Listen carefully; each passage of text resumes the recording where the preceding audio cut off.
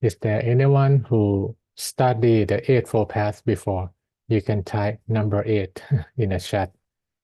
Yeah, I hope to see a lot of number 8 coming up. So you heard about this. This is the first Buddha teaching. Yeah, when he started to teach the 5 disciples, he talked about the 2 extreme. Yeah, self-mortification in one way, sensual pleasure, yeah, self-indulgent in other way. And these 2 extreme still much available in this world. When you see extremists, when you see the people non-stop party at night, they still use this culture strong after thousands of years. And sometimes that delusion, yeah, get them nowhere, but they cannot find a way out. So the Buddha saw this 1,000 years ago, that we need the balance, we need the middle way. And in that middle way is come the 8th factor. We call the Eightfold Path. Is a very good paradigm at the conceptual level, at the planning level, mean what we can do each day, and that the actionable level also in the Eightfold Path. A very complete teaching. So it start with right view, lead up to right intention, right speech, right action, right livelihood, right effort, right mindfulness, and right concentration. And that Eightfold Path is actually number 4. Yeah, in the 4 Noble Truths. Suffering, the cause of suffering, the end of suffering, and the path to the end of suffering. And you're going to take a look. This is a scientific way to look into spirituality. Suffering is an effect. The cause of suffering is the cause. The end of suffering is the effect. And the path to the end of suffering is a cause. Very universal, cause and effect. And that's why just in the recent week, there are celebration of Visakha, Vesak celebration around the world. Yeah, not only among Buddhist community, but beyond, because his teaching is practical and is really applicable in the modern day after thousands of years. Many times among the student of Buddha teaching, we look into the Eightfold Path in 3-fold training. Right view and right intention is a wisdom category, like conceptual level into the truth. And then right speech, right action, and right livelihood is the ethics or morality aspect of the Eightfold Path. And then right effort, right mindfulness, and right concentration, that's the meditation category into the Eightfold Path. Yeah. And if you practice before, you know that Sila, Samadhi, Panya, yeah, ethics, right, or precept, meditation, Samadhi, and Panya, and wisdom is kind of progressive track of the practice. Without good Sila, without good discipline in your life, it's hard for Samadhi to rise, meditation. Without good meditation, it's hard for Panya, or wisdom, to rise up. And this wisdom is not just what you read and understand, but how you become that quality of Dhamma. And that's kind of wisdom. Yeah, sometimes it's called like intuitive wisdom. The wisdom that you know from inside, you need to do this. It comes from the silent mind. Yeah, sometimes this intellectual mind or thinking mind can grasp, but it will not be fully effective if you don't have peace of mind. Because many times you know what to do, but your emotion does not follow. Yeah, you know what to do, but you don't feel like to do it. So with Sila comes Samadhi, with Samadhi comes Panya. And that's the way to look at it. in the progressive way. Today, I will elaborate on the right view, the GPS of spiritual journey. You can imagine in the modern day, if you need to travel and you don't have GPS, what's gonna happen? I'm not sure you still remember at that time or not, that when we don't have GPS and we have the paper map, and many times you go somewhere, you need to stop many times to ask someone, yeah, oh, okay, this is the correct way to go, or it take more time, right? And sometimes you get lost. But with technology, with the GPS, the ending point, yeah, right, is your starting point. Like you put that destination, and that destination make you start the journey. Yeah, and that right view, working very much like that GPS with your traveling, with your physical journey. The spiritual journey start with the right view. That we need the right location, we need the right destination to go. If we don't have that right location, we might work the whole life, get good money, get good acceptance, this and that, but at the end, you don't have peace of mind because you didn't put the right location, you didn't put the right destination for spiritual journey. So the big question is, what is the right destination for spiritual journey? This is a quote from the Buddha in the scripture. Just as the dawn is the forerunner and precursor to the rising sun, like when you see the shimmering light through the window or just come at the edge of the horizon. As the dawn, forerunner and precursor to the rising sun, so is the right view. So is the right view the forerunner and precursor of the breakthrough to the Four Noble Truths. Yeah, to overcome suffering, right view is the dawn, is the right destination.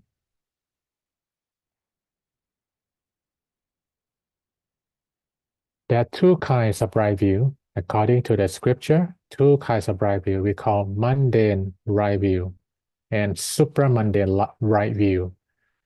Today, I will focus more on number one. Yeah, the supramundane one, maybe you need to take a longer meditation, maybe 1 month, to really go to the state of mind to truly understand. Yeah, the supramundane one is kind of the right view into the stepping of nirvana. It's like a normal cycle. Yeah. But the first one is more like, oh, you still have family, you still have things to do, and how am I gonna use it for my good life? Yeah, this is the mundane part. I will read it from scripture first, and I will explain more later to clarify this from Majjhima Nikaya, the Middle Length Discourses of the Buddha. There is what is given and what is offered. That's the right view. There is what given and what is offered, and what is sacrificed. There is fruit and result of good and bad action. There is this world and the other world. There is mother and father. There are beings who are reborn spontaneously. There are in the world good and virtuous recruits and Brahmins who happily live for themselves by direct knowledge and declare this world and the other world. This is right view. I'm pretty sure you might have some curious thought. What is that? Yeah, what is given, what is offered, what is sacrificed? Yeah, I make it simple for you. So, according to this scripture, we dissect this into 5 concepts of mundane right view. Yeah, you want a good life? You want a good time in the world? This is the 5 destination. This is the 5 correct locations that you should locate your attention, your resource. Number 1, the practice of generosity. Yeah. You want a good life, you want a wholesome one. If we just think about getting, so we increase our attachment to everything we do, the house, the car, the gadgets, without letting go, without giving away. We will have a lot of attachment to things, to people. So Buddha suggests the right view is practice generosity. So there is what given and what is offered and what is sacrifice. What is that? What is given and what is offered and what is sacrificed. This is all related to different kinds of generosity, different kinds of giving. You can see like a given, offer, and sacrifice is like a progressive track, how you can give. Yeah. If someone in trouble and they need your help, Yeah, that is what is given. Yeah, something that you give to help and support other people. And what is offered is maybe they're not in trouble, but those generosity, those kindness will make them have a better day. I just give a simple example. You see some homeless people, you see some people who don't have home or don't have food to eat, and you feel compassionate to help them. Yeah, that is what is given. That, oh, let help someone. They can they do not have a simple good life. We help them. What is offered is like what? Like when someone birthday, like during this time, is like graduation moment. They're not in trouble, but your present, your offer, make them have a wonderful day. Yeah. So you give that to those people. It's all karma, it's all karma. Because sometimes we're in trouble, right? We're in trouble. So we help someone in trouble. We have that karma. It's not about expecting anything to return. It's just the law. It's how it works. Like you throw the ball to the wall, you want it to come back or not come back, it come back anyway, right? Because the physics. Yeah, this is a spiritual law that when you help someone in trouble, you have the energy. Anytime the trouble comes, there will be some force that the good karma will come and help you have a better day from that trouble. Yeah. Again, it's not about expecting anything to return. It's just how it works. So when we help people, we not think about the return. We just help because it's good thing to do. It's good thing to do. So we do it, but it gonna help you also, the energy when you trouble. And when you help someone, they're not in trouble, but they need encouragement. They need a good force to move on with a good life. So you offer something to them. And what is sacrifice? You give to someone with the higher ground ethics. Like you go to the church, you go to the temple, or you go to someone who do the NGO work, they live a simple life and dedicate their life to help other people. And you sacrifice what you have to help them. One example, like a blood donation or something that you sacrifice, you kind of lower some part of your strength. I offer this strength for someone, it will grow again, but it kind of sacrifice. It's not just something that you have enormously, but this is something I would like to sacrifice to help others. So that's number one. Yeah, that's the mundane right view. You want a good life, practice generosity. Number 2, yeah, there is fruit and results of good and bad action. Oh, this is the key. Yeah, the law of karma. Many people who don't understand the law of karma, they don't see how things work. Oh, I'm already born rich. I already have a lot of friends, and they don't understand how those things happen, so they make mistake. Yeah, they make mistake. Oh, I don't need to know Dharma. I have everything. Yeah, I don't need Dharma. I don't have suffering. Something like that. And that is the misunderstanding. It's a wrong view. The right view is anything you do with your thinking, with your speaking, with your action, even you in a good condition in your life, no matter what good condition. But if you start to generate negative force with your thinking, with your speaking, with your action, it start to create the new consequences that might dilute your good condition. Yeah, you can imagine how the world don't have this right view.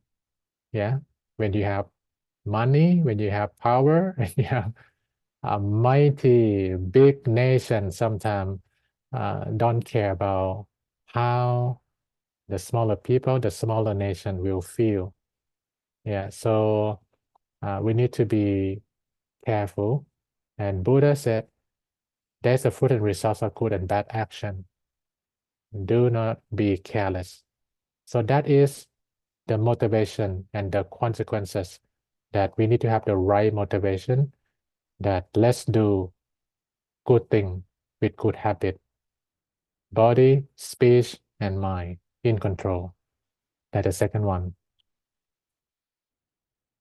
So that's come back to a very fundamental teaching of the Buddha. Do good, good come. Do bad, bad come. Easy to say, not so easy to do. So we need to be mindful. We need to meditate on a daily basis so we can guard even our thought, even our speaking, that is a good energy or not, or is not the wholesome one, that we need to be more quiet and use more wisdom.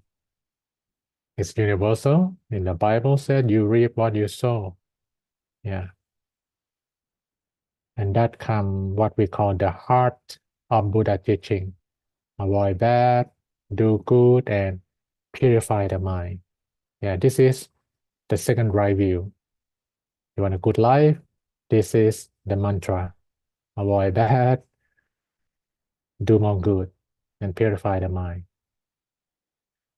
And then the third concept, yeah, there is this world and the other world. This is a bit challenging one, yeah, but we can really look into our own life. Yeah, if we go into we call like a quantum level of this physical, yeah, we actually reborn in every moment.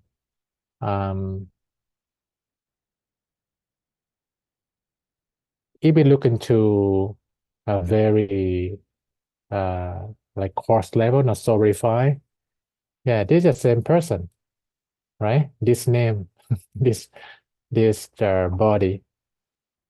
But if you will look into a very refined level, yeah, uh, the young Jonathan, 5 years old, and the older Jonathan, just random name, 70 years old.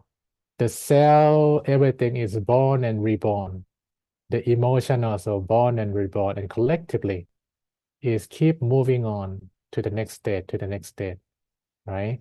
So the right view is that there is the rising, the passing, and the rising like this continue. So every moment, yeah. So in my view, the number 2, this one, the fruit of and the result of good and bad habit. Yeah, the motivation and consequences is closely connected to number 3. Yeah, because the cause and effects that we do. Yeah, if you with your meditation, with your study, you kind of convinced about the afterlife, you can apply this into your understanding. But if you kind of still have a big question mark, what happened after we die? We can zoom back to this life, that even this life have birth and rebirth in the cell level all the time. Yeah. So we should not be careless about the present moment. Yeah. The present moment, guard your thought, practice goodness, and give a new rebirth to the new you on a daily basis. Yeah. So that is more refined level to look at the right view. And this is interesting.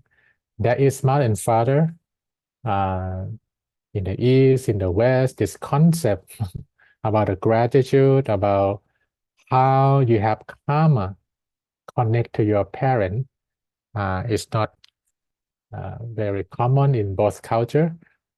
But Buddha point out that if you born in any family, you like it or you don't like it, you have some karmic relationship with your parent, your children.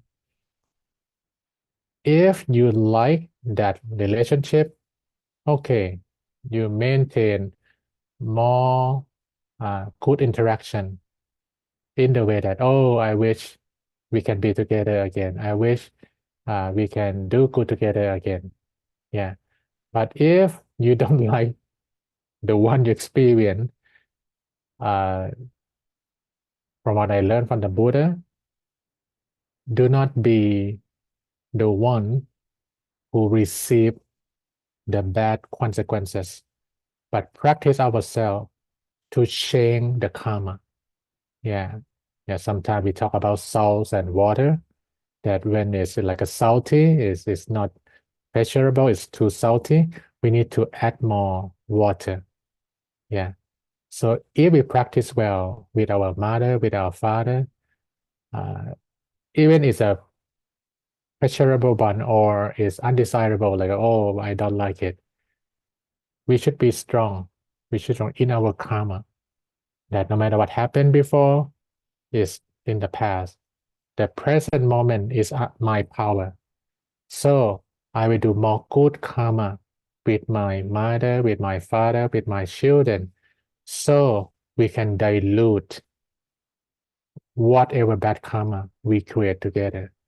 And then we can increase whatever good karma we can do together. If we don't meet again, have a good journey. If we meet again, we're going to have a better time. You see, right? That to have this wisdom without good meditation, without good discipline is hard. Yeah, if you feel unhappy yourself, it's hard to bring happiness to others. So this is a kind of strong and powerful sense of gratitude, powerful realization that no matter what happened, we must have some karma together.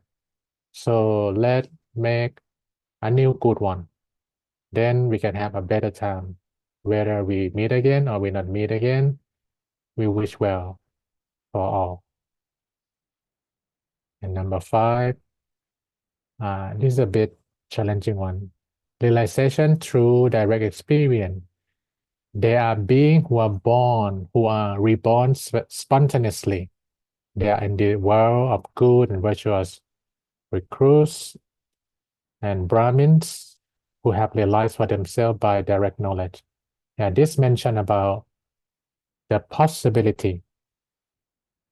It starts from there are someone who meditate very deep and then realize how the cycle existence works, and they come and speak to us about this law of karma. Yeah. And when we have that realization, we feel motivated that I can know about that truth also. So I live a better life. I know more why I am here in this country, why I am here in this condition. Then you have a deeper realization about your life, about your family, about people around you. So this is another right view that the Buddha shared, that it's possible that someone, Buddha himself also enlightened, and there are many more spiritual teachers that can guide you to have that direct knowledge. So I summarizes these 5 concepts of mundane right view.